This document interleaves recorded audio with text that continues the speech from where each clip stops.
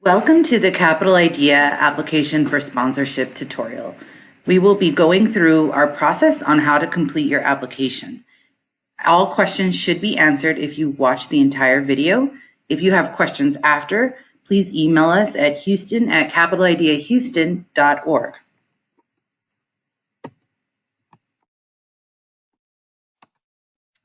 So, this link here, which was provided to you on your handout, will take you to the place where you can find all of the information and documentation that you need to get started. Please enter the access code that you were provided on the handout at the information session.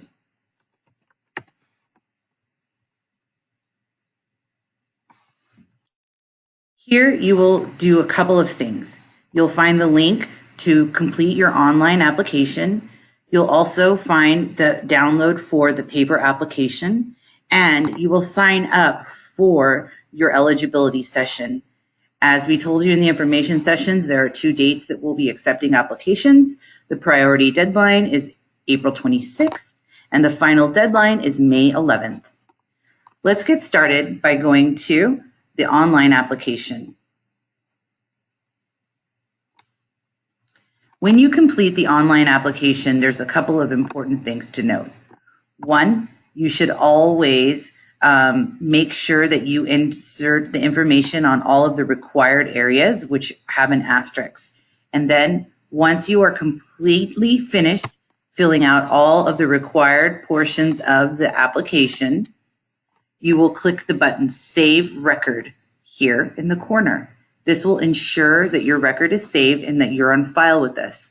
You do not need to print this application out.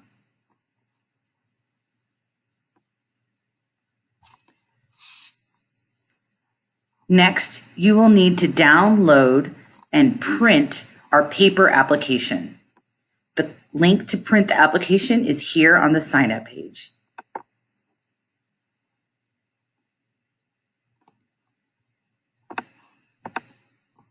When completing the application, you should use this first page as a checklist. And as mentioned, all questions should go to houston@capitalideahouston.org. So you will need to be turning in a saved application. As we said, no need to print. This paper application, which should be printed and filled out completely. And you'll bring the supplemental documents, which we will talk about a little later. It's important to note that we're requesting everyone to bring a resume so that we can see what your experience is and learn about your transferable skills. Page 1 of this paper application is your declaration of citizenship or permanent residency status. All Capital Idea applicants must be either United States citizens or permanent residents. In order to prove this, you must provide one of the documents listed on this page. You'll check off which document you are providing. Please note that for the certification of citizenship or naturalization, you'll bring us an original. We'll write the number down and give you back your original. Please do not make copies of these documents. You may make copies of a United States birth certificate, a United States passport, or a permanent resident card. You will sign and print your name and date this form. Page 2 is employment history. We need to know about the last 3 jobs that you've held. Please fill out this information to the best of your knowledge and completely.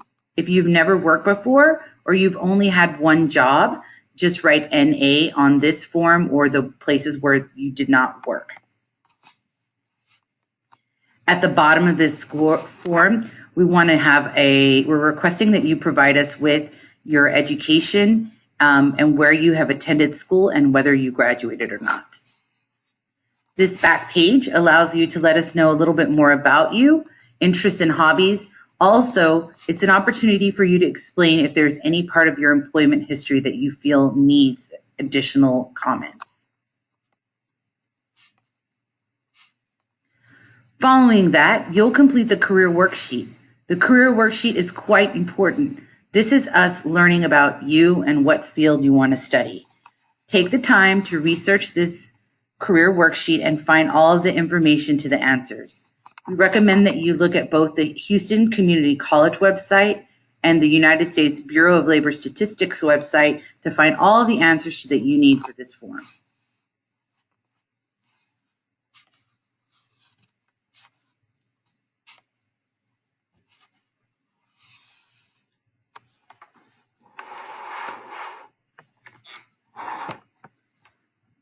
Okay, now we are going to talk about your income and expenses. And for this application period, we are requesting for income and expense information for the month of March, year 2018. If you have any questions after the explanation of this form, again, please send an email to houston@capitalideahouston.org. And please allow 48 hours for a response. Capital Idea Houston applicants must provide documentation of every income in the household. If the applicant has no income, documentation from household members who support the applicant must be provided. Income is also required from non-relatives at that address if they are financially supporting the applicant, referred to as others living in the household below. Income should be previous 30 days time frame. Again, we are requesting income and expense information for March 2018. Please do not disqualify yourself based on this information. If you have any specific question regarding your family component, please reach out to us and let us know how we can help you. At this time, we're only allowing photocopies of documents, not originals. If anything doesn't apply to you in this page, please circle in 0 so that way we know that you have verified that you read the information, but it does not apply to you. Do not leave anything blank. Failure to bringing in documentations for your income will delay your application process. In Section A, we're going to talk about income for the month of March. Number 1 starts with the wages from your job for yourself. You will put in the gross amount here. And then the required documentation will be paycheck stubs for that month, no more than 2 months old, or letter from employer stating pay rate per hour and number of hours worked per week. This will apply for numbers 2 and 3 if you do have a spouse or relatives residing in the household. Number 4 is retirement. If you receive retirement, you would put in the amount and a letter or direct deposit statement showing that. Same thing with SSI, workman's comp, or disability. You will put in the amount that you received for the month of March and bring in a copy of the pay stub or benefits letter proving that income reported. Moving on to Section B, this is any type of assistance that you receive, with refugee assistance, housing assistance, utility assistance, TANF for food stamps. Those amounts must be indicated what you received for the month of March, again with a backup documentation, whether it's a benefits letter or a check stub. Number 6, child support. This is if you receive child support, you would put in what you received for the entire month of March and submit proof of that, whether it's a court order or a direct deposit statement. Same thing applies with unemployment benefits. We will need to know the amount in the middle section, and again with the benefits letter or check stub. If you receive Medicaid or Medicare, select yes or no. Same thing for WIC, yes or no. Section 10 is if you're receiving assistance from a family or friend.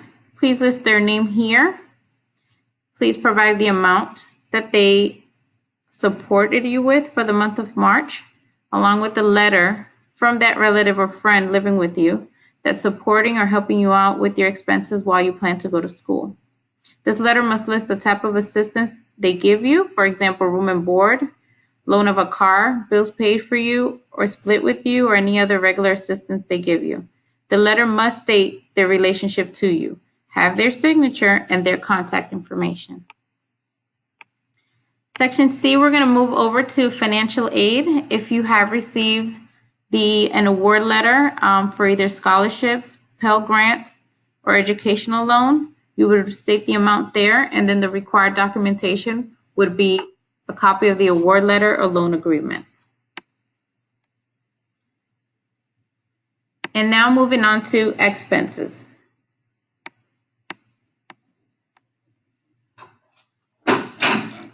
Again, we are only requesting expense information for the month of March. If you have any questions directly to this, please email us at houston@capitalideahouston.org and allow 48 hours for a response. On this page, you will fill out the expenses for your household. Again, please bring photocopies of your documents ready to turn in. Cross out any account numbers on the copies of the bills you will provide us. And once again, do not leave anything blanks, fill in zeros if necessary. We understand that everyone's situation is different. So here are a few scenarios that we can explain on how you would submit or what you would submit as proof as an expense. So what if I share expenses with a roommate? If you share or split expenses with a platonic, non-relative roommate, please bring the bills, even if they're not in your name, and indicate below how much you're responsible for paying each month. If you don't pay the bill, if a friend or relative is paying a specific bill for you, such as a cell phone or car insurance, fill in the amounts paid on your behalf, bring a copy of the bill, and request a letter from that person stating that they pay the bill for you. See instructions for assistance letters on the reverse page. And what if I don't pay for any household expenses? Well, in this case, you would have to have the head of household fill in the amounts and provide bills for the lodging, utilities, and other expenses that they pay on your behalf. So it would either only be D, E, and F that will be completed by them on your behalf. Their name and addresses must appear on the bills. All account numbers should be blacked out. And don't forget to request an assistance letter. You still need to list all your other personal expenses. So moving on to these lodging. If you rent, you would have to put in who you're renting out to, the name of the apartment leasing, or if you have a mortgage, who do you pay the mortgage to? You put in the amount that you paid for the month of March, and then we will require for you to submit a copy of your current lease if you're renting, or a mortgage statement if you own a home. Property taxes. What are property taxes? Well, property taxes is if you have full ownership of the home and you're only paying those yearly taxes. In this case, we would need a copy of the property taxes, and we will take the amount that you pay and divide it by 12, and that would be the amount that you would specify that you paid for that month of March. Utilities. Utilities, you would put, again, who you're paying your electricity, your gas, your telephone, and the water to. Complete that amount for the month of March for each item and submit that month of March bill to support that amount. Other expenses, food, groceries. So if you do receive food stamps, you put in that amount of food stamps that you receive for that month. If you do not receive food stamps, give an average amount of how much you spent for that month of March. There is no required documentation needed for this. If you have a car payment, please state who you're paying the car payment to, the amount that you paid for the month of March, and a monthly statement or repayment schedule to show that amount. Gas, oil, or car repair.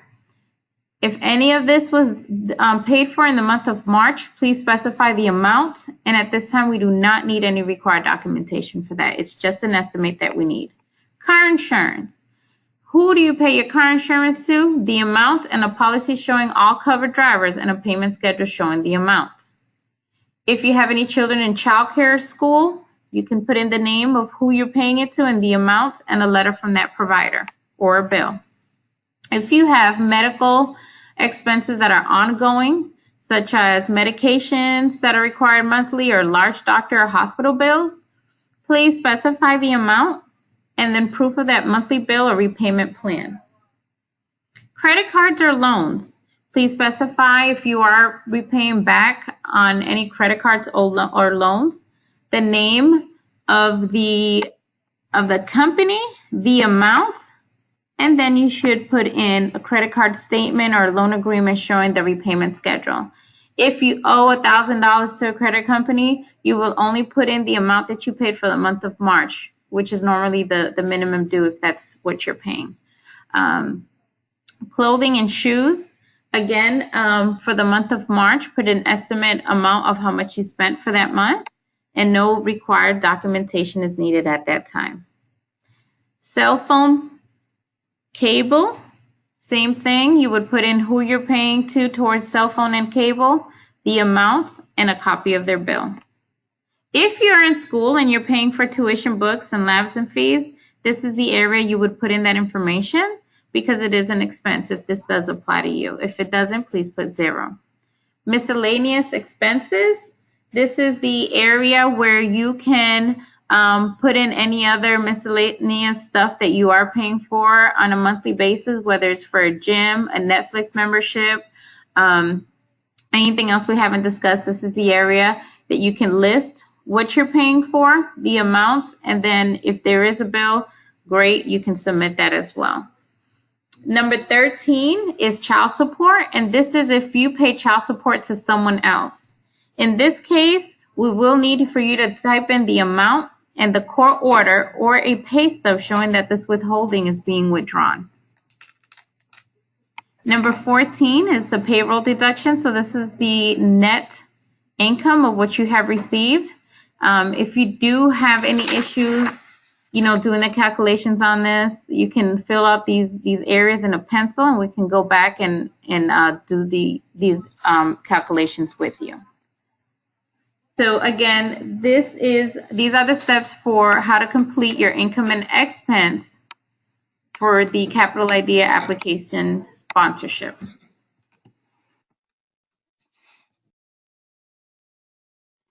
Finally, let's go over the household composition verification form.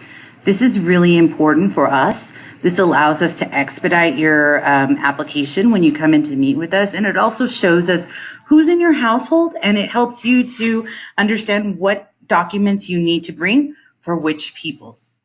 So you're going to fill this out. You'll start with you, and then all of the other members of your household fill it out completely, answer all of the questions. And we're going to go back to the first page of this application so that we can view the checklist. In addition to the income documentations that we recently discussed, you'll also need to bring a photo ID for yourself and all of the adults in the household, social security cards and birth certificates for everyone in the household, adults and minors. Additionally, we're going to want to see your educational transcripts and your resume. Veterans, please provide us your DD-214, and males, we would need a proof of selective service.